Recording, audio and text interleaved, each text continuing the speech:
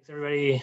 We still have some people kind of joining in here and there. I know this is sort of a kind of chaotic moment, kind of chaotic time in general in the semester, with the semester just starting just yesterday, and somewhat for us a little bit tricky, because there's snow and school systems have been out, and a lot of the adults in the room have been kind of scrambling here and there somewhat. So thanks for kind of bearing with us, and we'll certainly look to have more more seminars coming up. And on that note, I sent around a few weeks ago to ask for people to give seminars, and I've gotten Dr. Scott England here today, and then only one other response. So pretty much the calendar is open for anybody that wants to kind of do anything, or for any spot coming up. The only thing that I limit these, or kind of try to gear it towards, right, is, since this is the Space at VT seminar, is anything that's space related. It doesn't necessarily have to be engineering or some novel science thing. It could just be like a review of things going on, and if you're really interested in it, and can put together 25-30 minutes of material of something, some topic that you would like to share with the group, feel free to send me an email and say, hey, I've got this thing and I want to share it with everybody, because certainly that's what we're all here for, is sharing of knowledge and learning, and certainly we want to help to facilitate at least the space interest, for not only students, but also for faculty as well. It's always great for even for myself to hear all the things that are going on here today. So, and for the students that do, we do have 2 awards of up to $2,500, per year, that you can be eligible for, and I'll be choosing those again here at the end of the spring semester. So keep that in mind too for the students that are out there. But without further ado, I'll turn it over to Dr. Scott England, who is a professor in the Aerospace and Ocean Engineering Department, who's going to talk to us today about winds, and not necessarily the winds of what we've been having like the other day, but more in the higher upper atmosphere, especially from a satellite mission that he's been very involved with over the last, how many years, I would say? Couple of years, 2-3 years. Launched 2 years ago. Okay, there you go. So 2 years ago sometimes feels like a decade ago, right? So well, yeah, I think I've been working on it since 2011 or 2010. So okay, yeah. So depends how you count it. Yeah, there you go. So, but yeah, without further ado, thanks so much, Dr. England, for presenting, and I'll turn it over to you. Sure. Okay. So I'm gonna run through results of data we're taking. So I'm looking specifically at wind shears, and we'll look at these in a minute. And in one particular part of near Earth space environment called lower thermosphere. So we'll see in a minute, but I'm really focusing near 100 kilometers. And this is all data from ICON. Everything I'm showing is from 2020, but we'll get into that in a second. So I'll start with a little bit of background, running through some motivation, then we'll get into the actual data. So why this region of everywhere if I want to go look at winds? This is a snapshot of winds from an atmospheric model called WACM. It's a particular latitude, 50 degrees north, on a particular day, particular time, but you could take it at a number and see very similar things, right? The winds that we get down here near the ground are pretty chaotic, quite turbulent. Anyone who stepped outside in Blacksburg in the last week knows that. You get a bit higher up in the atmosphere, you get into the stratosphere, and they kind of smooth out. You see a lot more large-scale motions, a lot more easier to understand motions. It's on a larger scale, at least. It's a near balance of Coriolis and pressure gradients. If I jump to the very highest altitudes, if I come up, the top of this plot, maybe at 200-300 kilometers, things are very, very fast, but everything's very large scale and pretty simple pattern to the winds. And we've got more of a balance between pressure gradients and ion drag, things like that. This bit in the middle, near 100 kilometers, you can see on this freeze frame here, is kind of interesting in that there's a lot of smaller scale structures. There's a lot of changes in wind direction. I guess I would not have picked this color scale for the winds, but where you see, darks next to very bright colors. We've got this region where the winds are smaller in scale, pretty changeable, some pretty strong gradients. And this is somewhere in this transition region that we're going from, pressure and Coriolis balancing into pressure and ion drag balancing. And there's a bunch of other things changing around this region too. Within this region and everywhere else, winds and wind gradients especially get important when we're looking at mixing. So I want to look at that for a slide or two. And there's a couple of processes involved in mixing that are important in this region. And the top one, what I labeled with the first equation, if I have a change in temperature with height that is sufficiently negative, so if my temperatures are dropping with altitude fast enough, I can get convection. And so what I will get is different layers of atmosphere suddenly interchanging, and I will mix up all the minor constituents in that region. Related, similar, we'll see in a minute. If I look at that second equation there, I can get something else. This is the equation for the Richardson number. And if this falls below about a quarter, I can get a different instability. So you can see I can get to a small Richardson number a couple of ways. I can have a small n squared on the top, which is coming back out of my temperature gradient. Or I can do it with a strong wind shear, so that term on the bottom. If I make that large, I can get this kind of Kelvin-Helmholtz instability, this fast wind flowing over slow wind, or wind in two different directions right next to each other. And so both of these will lead to kind of a coherent mixing. We sometimes call eddy. Think of it like turbulent mixing of different layers of the atmosphere and mixing up all the minor constituents. And specifically this region near 100 kilometers happens to be right around where this turbulent mixing it reaches its most important. This plot here has a few things on it, but I'm looking specifically at this eddy diffusion coefficient, this K, and you see it's this curve here, and it sort of reaches a peak, maybe somewhere near about 100 kilometers, and starts to die away at higher altitude. And mixing gets taken over by molecular diffusion at high altitude, but if we're focusing in on this region near 100, 110 kilometers or so, there's turbulent mixing, and so these shears are really important here. Something else that we know and can look at with data or models, I happen to stick an animation in here from a model because it's neat to see on a global context. Is some of what's going, so this is a slice through the atmosphere at 100 kilometers. What's being plotted in the colors is the northward wind. And this movie, I believe, plays out for a day and then loops. And it's the same model we saw earlier, it's Wacom. And there's a bunch of stuff going on here. You see very, very large scale stuff moving, maybe from the right to the left.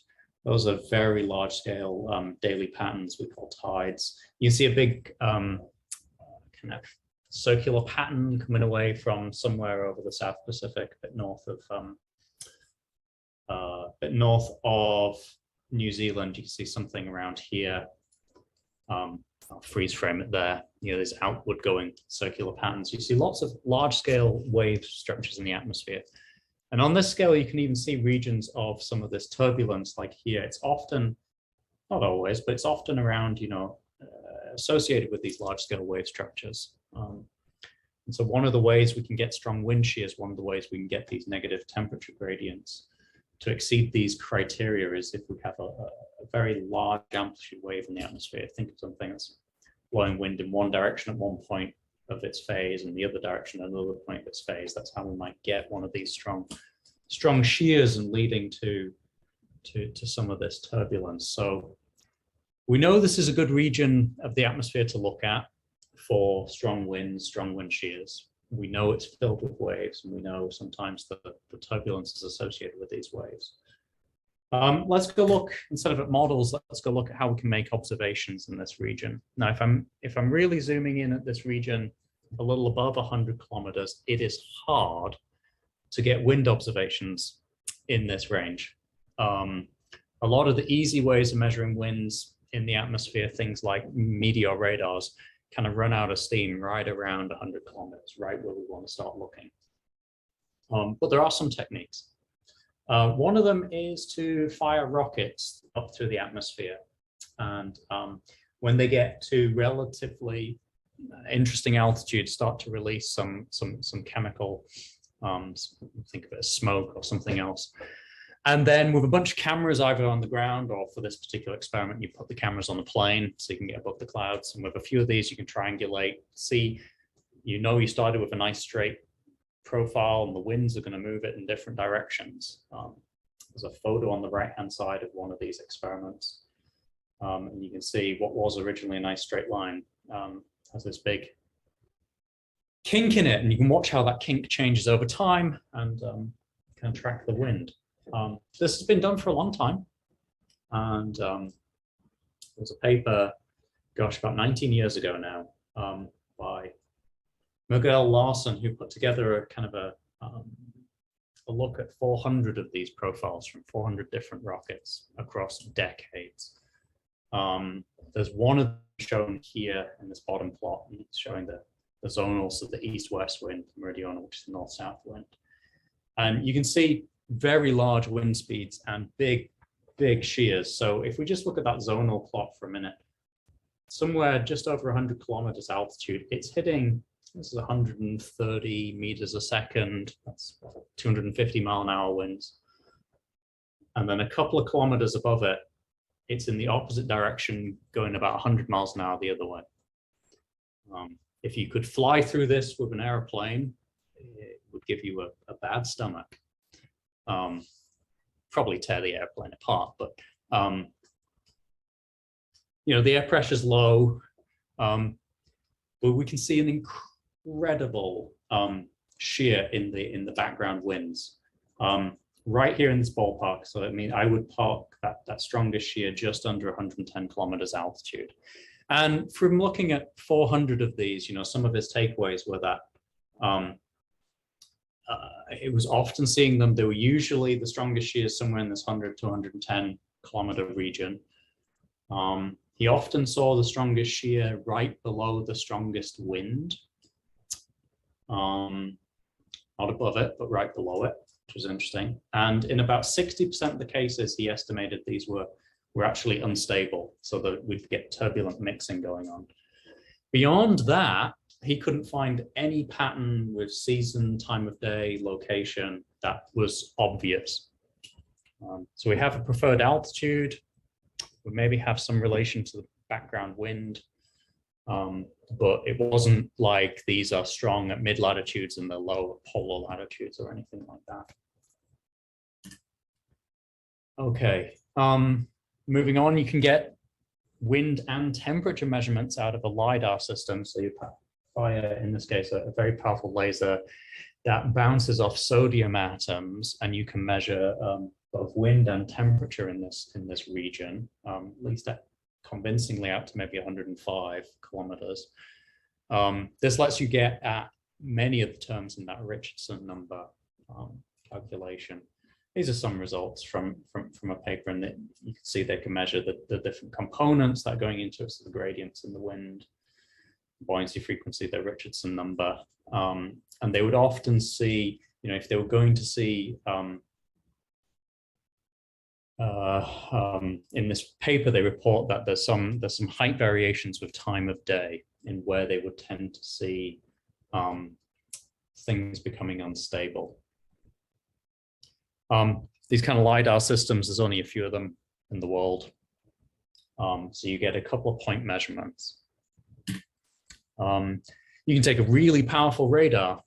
This is an incoherent scatter radar. This one, sadly, no longer is with us. This is from Arecibo, done in Puerto Rico, but fire enough radio waves up into the atmosphere, you can get a signal reflection, and you can use that to measure, I guess, most directly ion motions, but you can back out wind profiles. These are some wind profiles across 4 hours of time in the east-west direction, the north-south direction, as a function of height. And you can see lots of gradients, lots of wave-like structures. These things for some period of time seem to go in one way and then maybe reverse their direction, things like that. There's maybe 2 or 3 of the locations in the world where you can do this. So, you know, from the ground, we're able to measure a lot, very, very high resolution altitude profiles at a very small number of locations.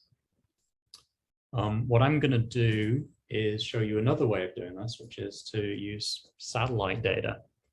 And for this, I'm not using a LiDAR, I'm not using a radar, I'm not using smoke, I'm using something that we call green line air glow. So it's at a particular wavelength of 557.7 nanometers. And I can see this in a number of neat pictures. This is a very long exposure taken from the space station. You can see the stars moving.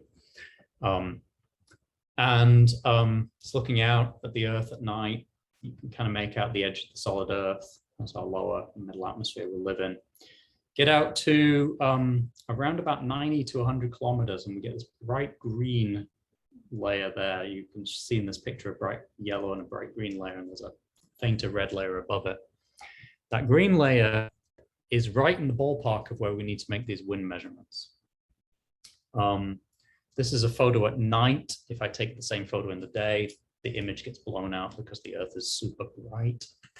But in the day, that green emission has more than one excitation process, and actually extends out to meet this red. So it extends all the way out from about 90 kilometers out through maybe 180 kilometers altitude or so. So we have a signal that we can look at right in the region where we want to go make these wind shear measurements. How are we making them? We're making them with a spacecraft. We call it ICON, which stands for the Ionospheric Connection Explorer. Picture of ICON right before launch. Everyone's in bunny suits. So the spacecraft upside down versus how it flies. And you can see, right, the solar panel is unfurled off on the right, but ignoring that, the rest of this is about the size of like a 2-door refrigerator. It weighs a little bit more than your fridge. Maybe if you fill your fridge full of beer, it might weigh about the same. In this view, the instruments are all on the top, and the instrument we're going to be looking at is this one at the very top. You can see these little taped on covers here and here. The instrument's called MIGHTI. We'll take a look at that in a second. But here's the spacecraft flipped around. This is the way it actually flies. And it has several instruments trying to measure plasma motion and plasma density at the spacecraft, temperature of the upper atmosphere, composition, plasma density. And of interest to us right here is this, well, the MIGHTI is measuring, which is the wind. And we'll go into the instrument and how it makes that measurement for a couple of minutes before I show you any of the data. Okay, how it does this, we'll go into in a second, but where that green emission is really useful to us. So it's coming from an atomic line, 557.7 nanometers. So it has a really nice, well-defined wavelength. And if we can measure the Doppler shift of that wavelength, we can see whether or not those atoms that are emitting are coming towards us or away from us. And that gives us a measure of essentially wind speed. So we need to measure Doppler shifts. So we're going to go use an interferometer. And if you, slide transitions. There's a picture of MIGHTI right before it was carted off to integrate on the rest of the spacecraft. So you can get a feel for the size of this thing. It's not terribly big. Okay, so this uses something, it's a little bit like a Michelson interferometer, but it's called a DASH. So it's a Doppler asymmetric spatial heterodyne system. We'll see pictures of it in a minute. If you've ever built or played with a Michelson, you split the light, you send it down 2 branches of unequal length, you interfere it with itself, and you get an interference pattern. And then you move one of the path lengths, and you make it longer or shorter to do different points of path length difference. What these systems do instead is they take those 2 mirrors that you'd have on a Michelson, you replace them with diffraction gratings, and instead you get the whole interference pattern at once without having to move anything. And not moving stuff on spacecraft is great, because moving things tend to break. So if I feed in something at a single wavelength to this kind of a system, what I would get on my sensor is something like this, an interference pattern that looks like this. If I feed in something of a slightly different wavelength, but very close, I'll get ever so slightly shifted interference pattern. So the point of what the instrument's going to try and do is it's going to try and basically figure out, from measuring several of these peaks and troughs, where are they lining up and how are they shifting left and right? And that will tell us wind speed towards or away from the spacecraft. The little piece that does all of this is the actual interferometer part in the bottom left. It's a chunk of glass.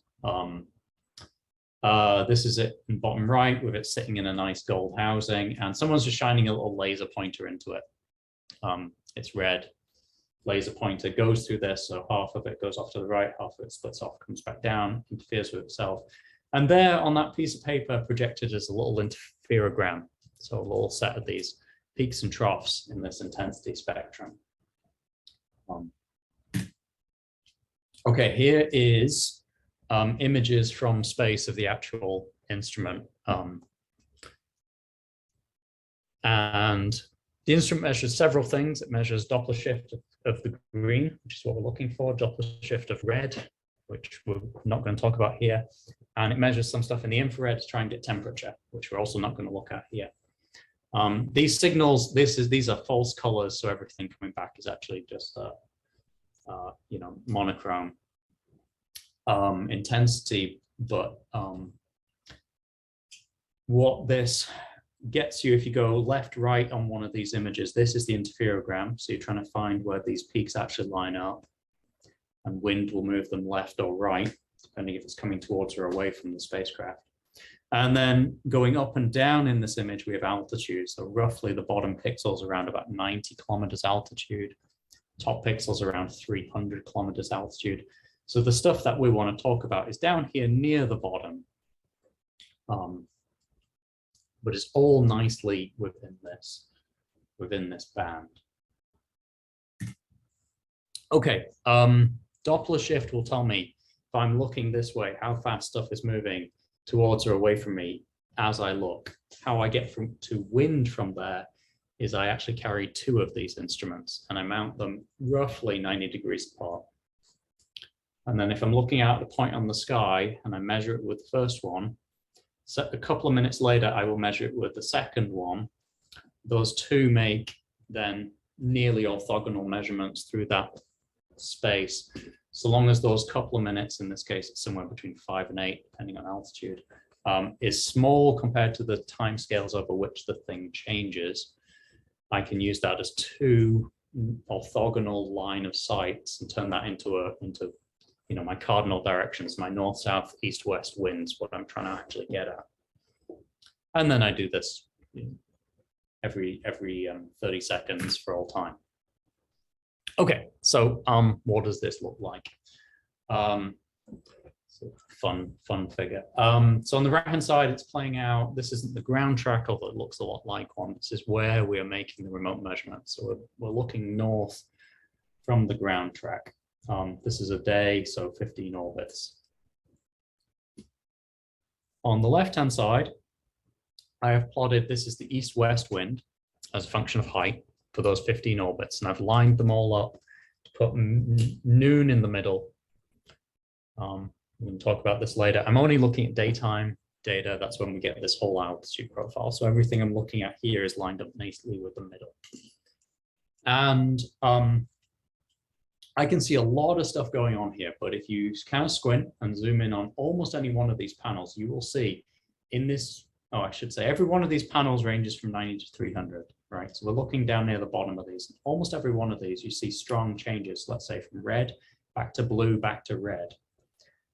Red back to blue, back to red, something like that. But every one of them looks different. So here are these really strong wind shears right there at the altitude range that we were expecting them. Every orbit looks different. These aren't just arranged with, where is the sun, when's it overhead, something like that. And they don't line up with other very obvious things, but they're in the altitude range we're expecting them. They're very strong.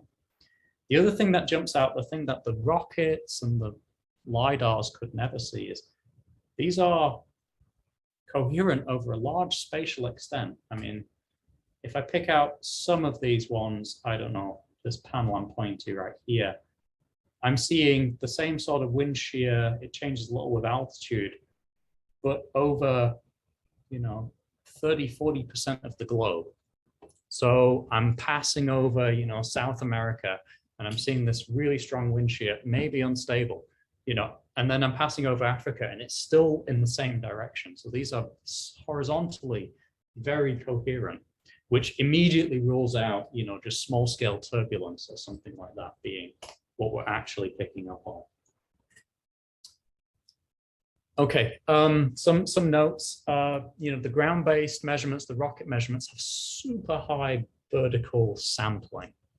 So when they see a shear, this is the one we saw earlier on the left. I just eyeballed this. It looks like it changes about 130 meters a second in 3 kilometers, which I would back out to be about 40-something meters per second per kilometer. So that's my change in wind speed over change in height. From space, we don't have this sampling resolution. We have about 2.9 kilometer sample size for our vector winds, which is going to tend to smear all these out. So we'll still see the wind shears, but I am not expecting to see numbers like a 40-something meters a second a kilometer. And that's because, a given pixel will often sample, let's say, this most eastward and a bit of this westward and smear it all together into one box. So I'm paying a penalty by doing this with this instrument. But at the same time, I can see spatial coherence. I can see global patterns, things that I just can't do with these very large ground-based things. Okay, so pull out an orbit. These happens to be the zonal winds, but it doesn't matter. I just picked out east-west winds. I did a little waterfall diagram, so every one of these traces is shown at its longitude, but its left-right is marking its wind. And you can see, here's a cluster in this sort of light green that all have this same sort of kink in them, all have this strong shear going from east to west with altitude. And I can see that's several together. So I can use plots like this. I can use every one of these altitude profiles. Every 30 seconds, I can pull out a wind shear, and I can say how strong is it and what's the altitude at which it's strongest. And then in this bottom plot, I can plot those, and I can say, look, for some duration, at least as the spacecraft flies, those shears stay in the same direction. So those would all be, say, the red dots. And then I get a little bit jumping back and forth between red and blue, but then I get a whole bunch of blue, right? So in some places, the strongest shear is all, from east to west, and then in another place, it's all from west to east. And this will give me a handle on the spatial scale sizes that I'm looking at. So fundamentally, those are my three pieces of information, right? How strong is the gradient? Where's the gradient strongest in altitude? And over how long does it stay in the same direction? I can start to make plots of this stuff. And here's one plot, one day. So I've gone a little bit wider than that 100 to 110 kilometers where Larson said the strongest were, and I just went a bit above and a bit below. And I can see some patterns here, right? So here the reds and the blues denote direction and strength, but you know, I might say, hey, there's a whole region here around the Southeast Asia and out into the Pacific that all looks to be the same direction, and lower gradients here over the Indian Ocean, stuff like this. And I can look at this until I'm going crazy. I can do like 10 days at once and overplot them, and those patterns just disappear. And I did this again and again and again, and there's nothing. You see a pattern once and it's gone. It moves, it changes. And the spacecraft is slowly, you know, its orbit is slowly changing one day to the next, but not that rapidly. So if I only take a few days, I'm sampling the same kind of time of day at the same place.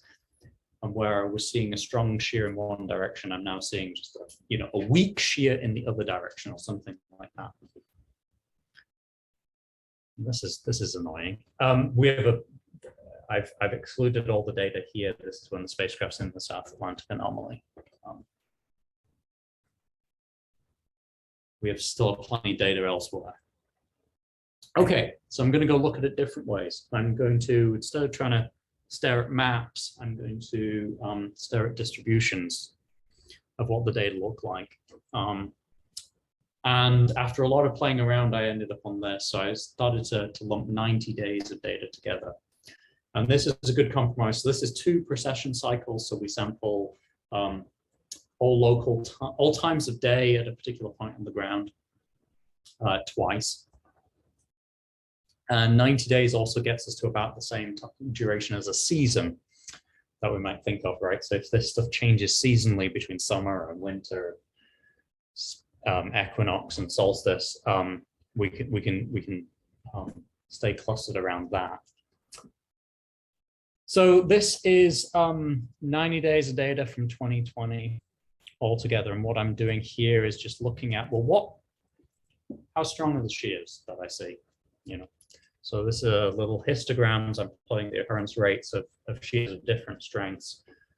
On the left for east-west, the right for north-south. And there's different plots on these, and we'll talk about them in a minute. But both of these look pretty much the same, and they both look symmetric. So what I'm seeing immediately is not a preferred direction of these shears. They don't prefer to be, you know, east, west, north, or south. They're all about equal. We're tending to see shears in the mode of these distributions is around about 20 meters a second per kilometer.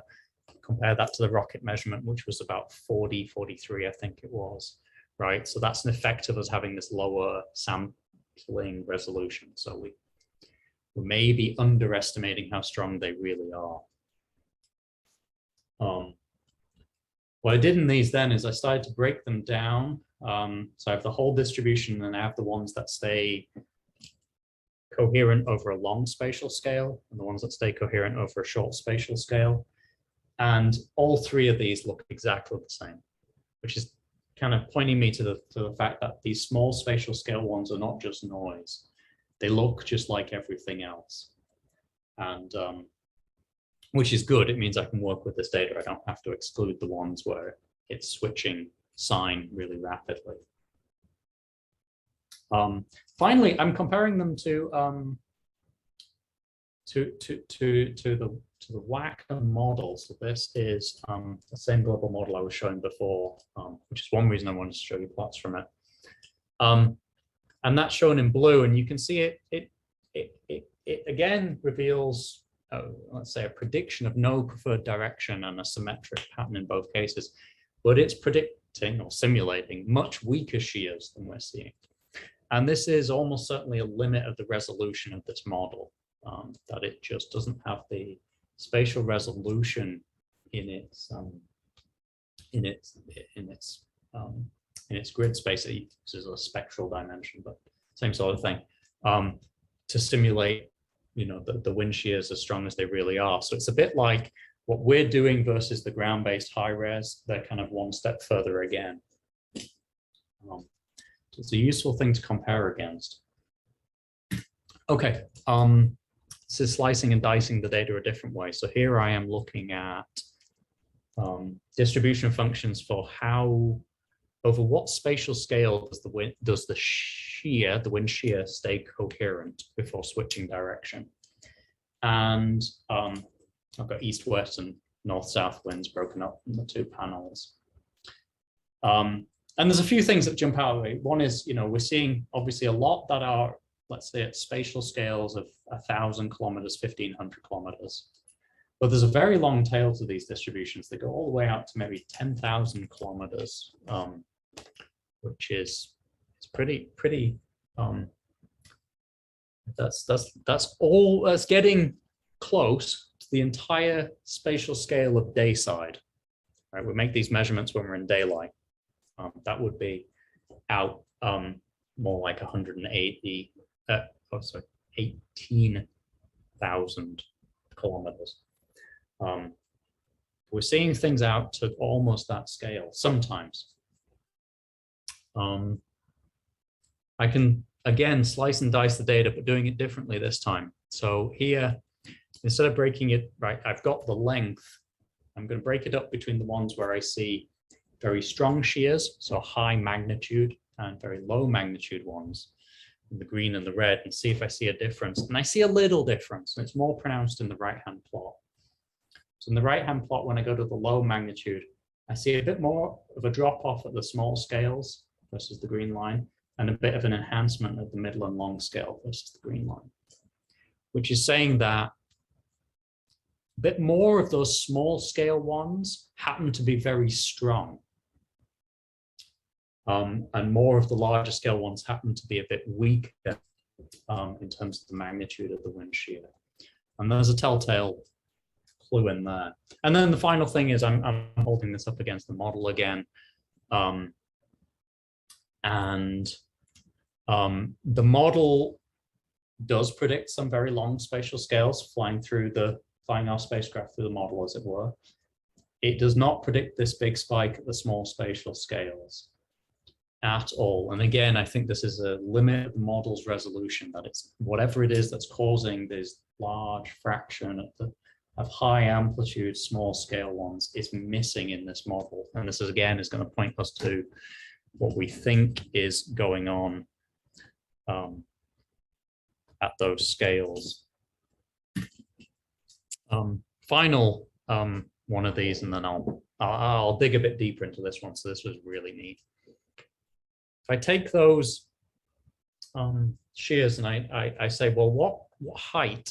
At what height do I see the maximum shear? And I know it should be most commonly in the 1 to 110 range, 100 to 110 kilometer range. But if I start to break it up now in time of day, so I've got like a morning, a time around noon, and a time in the afternoon in 3 different colors, then I see, you know, there's some width to all of these distributions, but it kind of looks like it has a peak here, maybe 115. Then as I get later in the day, marching down to 110. A bit later in the day, it marches down to 105. Oh, and a new peak starts to appear here, maybe 125. And the plot on the left and the right, this is looking at all of them and then seeing on the right, if I only look at the long coherent length scale ones, they look any different. They're exactly the same. This downward progression with time is very telling, as I know what this is. And I'm gonna let's play on this. This is fabulous. This is a plot that this is a movie. It's a very low res movie. I made this movie 19 years ago with very, very bad tools. That is showing, in this case, the north-south winds as we go throughout a day. The data I'm looking at in the left-hand plot is taken in this range from 15 to 30 north, so right where these peaks are here. The altitudes we're looking at are sort of in the round about where my cursor is now. And what this is a large-scale daily variation that we call the diurnal tide, specifically the migrating diurnal tide. And this downward phase progression in the winds is what we see when we slice through this upward moving wave structure. And that is dominating a lot of the large-scale wind patterns that we're seeing at these altitudes. And so on the left, I've got my wind shears, and on the right, I've got the winds. And if I go, I'm actually going to go to the next slide. I can play this out, and there's a lot here, a lot of panels. I don't even want to look at them all. Let's just look at those two at the top where I've put in little arrows. So the one in the middle is where my wind shears are maximizing. These happen to be the northward going component. And you can see that downward progression as I go in time, and then the new peak arriving at the higher altitude. And on the right-hand side, I see the downward progression in the winds associated with these tides. And I'm seeing, again, it's back to this result that was seen in the rocket data, although they didn't have enough of a global pattern to see this. But I'm getting the strongest shear right below the strongest wind. And at a global scale, what's controlling that strongest wind are these large-scale tidal patterns. And I'm getting the wind shear right below that. And as the tidal winds move down in altitude through the day, the wind shear peaks moving down in altitude through the day. And all the other panels here are showing different seasons and different wind directions and stuff. And they all pretty much reveal the exact same thing. Okay, I'll move on to some takeaways. Oh, a lot of points here. So pretty much what we thought we were expecting. We most often see these maxima in this 100 to 120 kilometer region. There's no real preference north, south, east, west. And the model predicts, the model reproduces that well.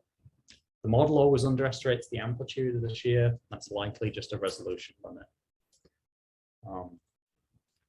When I start looking at the short and long spatial scales, and I guess I didn't spend too much time talking about these, but the distribution functions look the same, they behave the same. It's just that the short ones tend to be a little higher in amplitude than the long scale ones. So if you think about, if they look the same, then this is all actually being governed by something happening in the atmosphere that's not just noise in the instrument. If I look for something small scale, like smaller scale gravity waves in the atmosphere, that would be a good culprit for the kind of spatial scales, the strong shears that we're seeing. And why we're seeing those larger amplitudes? Well, maybe they are only the strongest shear when they're stronger than the tides. So if the tides are always there and they're large scale, the only time the small scale is the thing that is the strongest is when it's stronger than that pattern that's always there. The downward pattern between the short and long scales looking exactly the same, again, just confirms that these small scales aren't noise, that whatever is controlling them, if they're gravity waves, right, they're being controlled by the background larger scale pattern.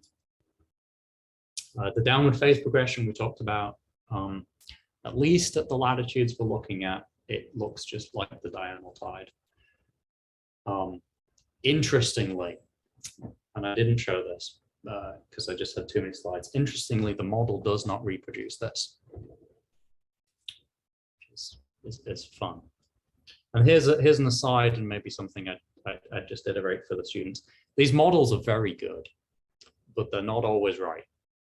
And if you can get in and narrow in on something like this and really sort of work out when and where is it not working, that is very useful. So rather than just saying, well, it's a model, so I'm not going to believe it, spelling out something like this, you know, it's getting It's getting the symmetry right. It's getting the magnitude of the shears a bit wrong. But it's not getting this downward progression right. It's pointing to something else. And then, yeah, my overall takeaway that the altitude where these are peaking is all to do with the fact that the tides, these background large-scale waves, are peaking right at this altitude. And above that, you get into a region where those tides start to dissipate and get replaced by very large-scale in situ generated things. And molecular diffusion kills off all small-scale gradients anyway. So that's my take on why it is this altitude range where we see peak, and why we don't see it, let's say, at 150 or 160. So it's almost always in this 100 to 120 region. All right, that's my last slide. So yes, I will open it up to questions if anyone has any.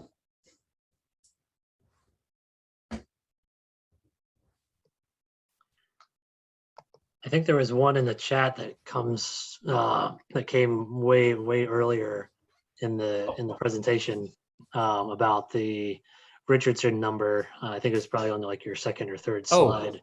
And, okay. and what does that kind of quantify? That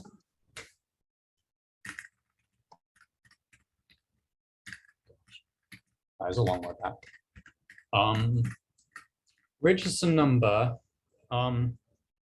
I can get this this instability, this Kelvin-Helmholtz instability, when this drops below 0.25. So if I'm in a region that is stable in terms of buoyancy, so my n squared is, it's a positive reasonable number, but I drive my wind gradient high enough, then I can get this Kelvin-Helmholtz instability on set. So if I flick forward a few slides, you can see why in the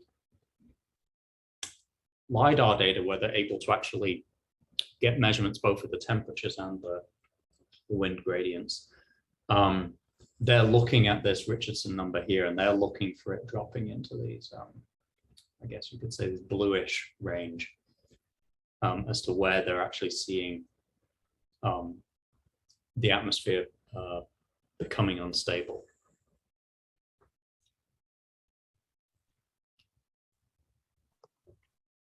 Okay, well, thank you very much. Any other questions from anybody there?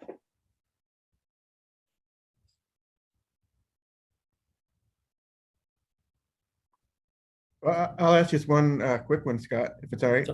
Yep. When I grew up in this field, which has been a few years, we talked about doing interferometry from spacecraft as being really hard because of the precise, focus you need, the optics, right? Really have to be well aligned. I'm just curious. I know some about the evolution of MIGHTI, but I'd be interested in just sort of what it's like now, how all that was overcome. And I'm also curious how you register MIGHTI observations in altitude. How we register them in altitude. Let me say, I'm not an optics expert. Okay. The evolution of this instrument, I'm not sure I can tell you too much about. But these, oh gosh, let's try to get, it's not letting me go back. I'm sorry. There, I can finally go back. These dash instruments, these have, I mean, we fly one of them, or we fly an interferometer to try and do winds, maybe every 20 years or something.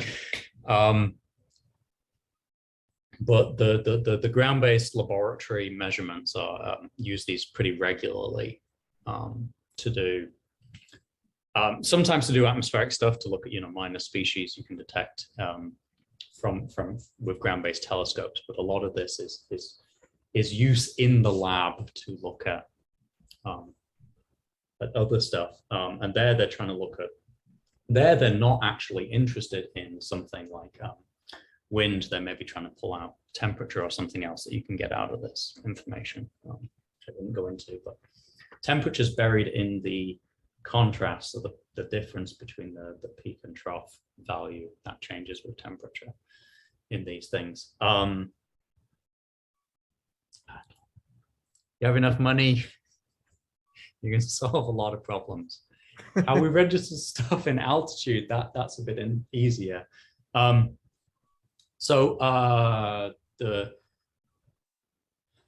going to annotate this. Let me see. Oh no, I'm not. Yes, I am. I got it. Can't stop me. Here we go. So the field of view of the instrument on the sky kind of looks like that white box, right? So it has a fairly narrow left-right view, but it sees all altitudes at once. There is a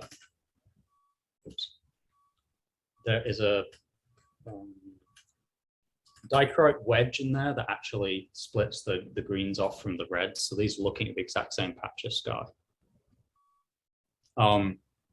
Where you know where you are, well, for a lot of time, and you can see it here, you can see stars with this thing. So you know exactly where it's pointing. The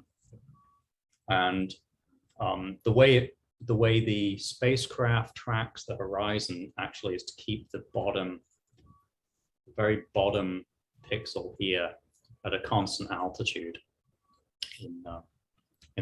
So you know the orbit's not perfectly circular and the Earth is not round, right? So we're flying that way. The spacecraft it rolls and pitches a little as we go around to keep the two channels pointed at 90 kilometers, like plus minus 1 kilometer at all times. So you're saying you can use the spacecraft attitude information basically to line this up? Yeah. That's got to be pretty good pointing, right? Good pointing. And if I go back to the spacecraft, okay, right. So this bottom box is where all your batteries and avionics and all the stuff is.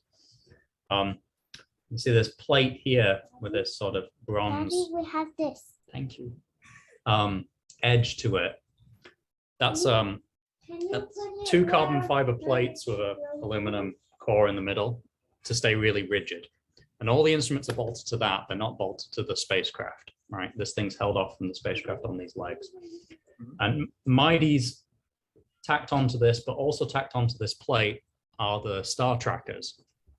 So all of the attitude information is all referenced to the instruments anyway. It's not referenced down here to the spacecraft body, as it were. So it's lots of careful measurements of star tracker pointing. This here, I don't know if you can see my cursor, but that's one of the star tracker fields of view. So in space, you just point this thing inertially and you point MIGHTI at the star field and the star tracker gets another star field and you've got all of the angles of pointing between both star trackers and both MIGHTI fields of view. And they're thermally decoupled from this nasty thing that generates all the heat. Okay, that's wild. So AIM, I believe, is a similar spacecraft, right? This is So it's a 15 years older version of the same spacecraft, but we couldn't do that, right? Sophie we have to do a special thing to register an altitude. That's cool. We didn't do that thermal isolation you're talking about, so that's got to be a part of it. It's so in between AIM and ICON, they did NuSTAR, which is one of these X-ray, gamma ray telescope things. And this isolation and all this other stuff was to get it to do that telescopic stuff because they wanted super fine pointing.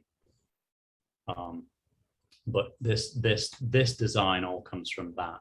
But you're right, this box down here looks a lot like AIM.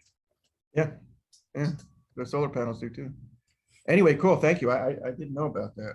And while I got you, I'll just say every time I learn some new feature of Zoom, I learn it from you. But my screen doesn't look anything like your screen. This has got to be a Mac or something. I'm definitely using a Mac. Okay. So I need to find all these capabilities. Anyway, thank you. Yeah, thank you, Dr. Bally. That was a good question, for sure. That was sort of something I was gonna think of yeah, the fine pointing. It's really it's gotta be really tricky, especially for the distances. I'm sure that picture of doing the triangulation, is it maybe totally to scale? It might be. Is that kind of is your kind of your area a little bit farther out than kind of what that scale might suggest there? Yeah, so I mean, you're looking at stuff that's 1,000 kilometers away, twice.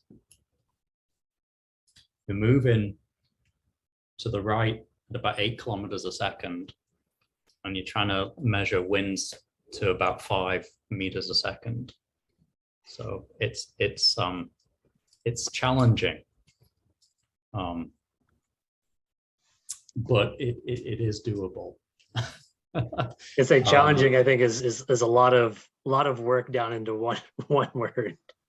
That's for Yeah, sure. yeah. I mean, this shiny box here.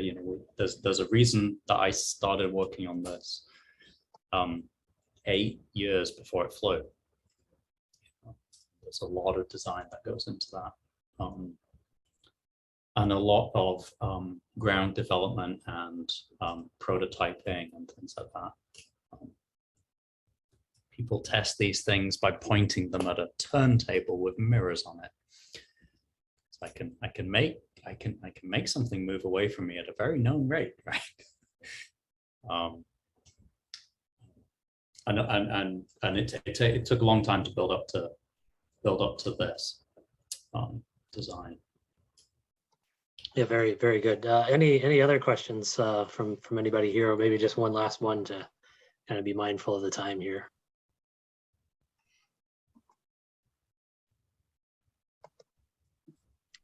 Going once to find that mute button, going twice.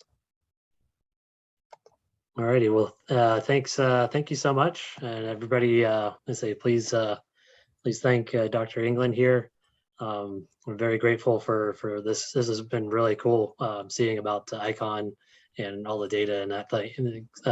Everything there. Even if there isn't, there's some agreements, and then there's some things that are still some questions, I guess, yet to be solved. So, thank you very much.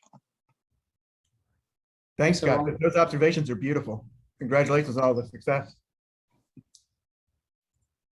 And kind of a last little bit, just a reminder, we'll have another seminar here in 2 weeks, and still looking for anybody who would like to present. So please email me if you'd like to, and we can see about getting you on a spot. So thanks so much, and we'll see you in a couple weeks.